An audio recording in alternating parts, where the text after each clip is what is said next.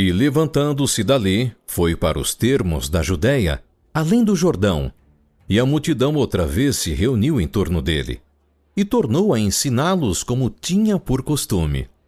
E aproximando-se dele os fariseus, perguntaram-lhe, tentando-o: É lícito ao homem repudiar sua mulher? Que vos mandou Moisés? Moisés permitiu escrever carta de divórcio e repudiar. Pela dureza dos vossos corações, vos deixou ele escrito esse mandamento. Porém, desde o princípio da criação, Deus os fez macho e fêmea. Por isso, deixará o homem a seu pai e a sua mãe, e unir-se-á à sua mulher, e serão os dois uma carne, e assim já não serão dois, mas uma carne. Portanto, o que Deus ajuntou, não separe o homem. E em casa tornaram os discípulos a interrogá-lo acerca disto mesmo. E ele lhes disse: Qualquer que deixar a sua mulher e casar com outra, adultera contra ela. E se a mulher deixar a seu marido e casar com outro, adultera. E traziam-lhe meninos para que lhes tocasse, mas os discípulos repreendiam aos que lhes traziam. Jesus, porém, vendo isto, indignou-se e disse-lhes: Deixai vir os meninos a mim, e não os impeçais, porque dos tais é o reino de Deus. Em verdade vos digo que qualquer que não receber o reino de Deus como menino, de maneira nenhuma entrará nele. E tomando-os nos seus braços e impondo-lhes as mãos, os abençoou. E pondo-se a caminho, correu para ele um homem, o qual se ajoelhou diante dele e lhe perguntou: Bom mestre, que farei para herdar a vida eterna? Por que me chamas bom? Ninguém há bom senão um, que é Deus. Tu sabes os mandamentos: não adulterarás, não matarás, não furtarás, não dirás falso testemunho, não defraudarás alguém, honra a teu pai e a tua mãe. Mestre, tudo isso tenho guardado desde a minha mocidade. E Jesus, olhando para ele, o amou e lhe disse: Falta-te uma coisa. Vai, vende tudo quanto tens e dá-o aos pobres, e terás um tesouro no céu. E vem, toma a cruz e segue-me.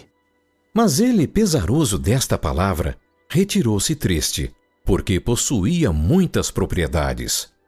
Então Jesus, olhando em redor, disse aos seus discípulos: Quão dificilmente entrarão no reino de Deus os que têm riquezas.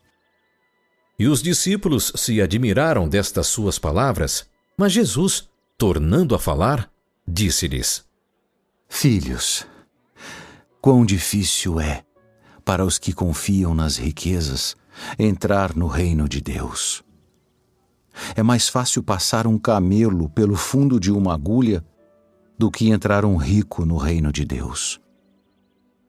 E eles se admiravam ainda mais, dizendo entre si: Quem poderá, pois, salvar-se?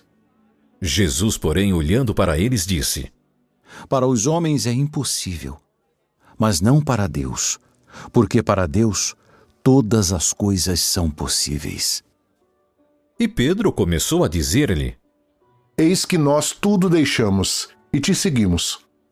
Em verdade vos digo que ninguém há que tenha deixado casa, ou irmãos ou irmãs, ou pai ou mãe, ou mulher, ou filhos, ou campos, por amor de mim e do Evangelho, que não receba 100 vezes tanto, já neste tempo, em casas e irmãos e irmãs, e mães e filhos e campos, com perseguições, e no século futuro a vida eterna.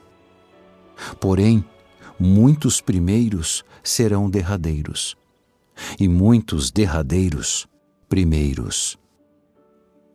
E iam no caminho subindo para Jerusalém, e Jesus ia adiante deles, e eles maravilhavam-se, e seguiam-no atemorizados.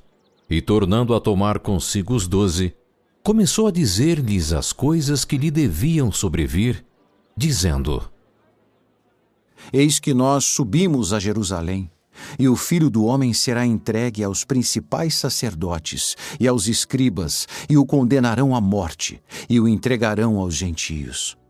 E o escarnecerão, e açoitarão e cuspirão nele, e o matarão. E ao terceiro dia ressuscitará. E aproximaram-se dele Tiago e João, filhos de Zebedeu, dizendo: Mestre, queremos que nos faças o que te pedirmos. Que quereis que vos faça? Concede-nos que na tua glória nos assentemos, um à tua direita e o outro à tua esquerda. Não sabeis o que pedis.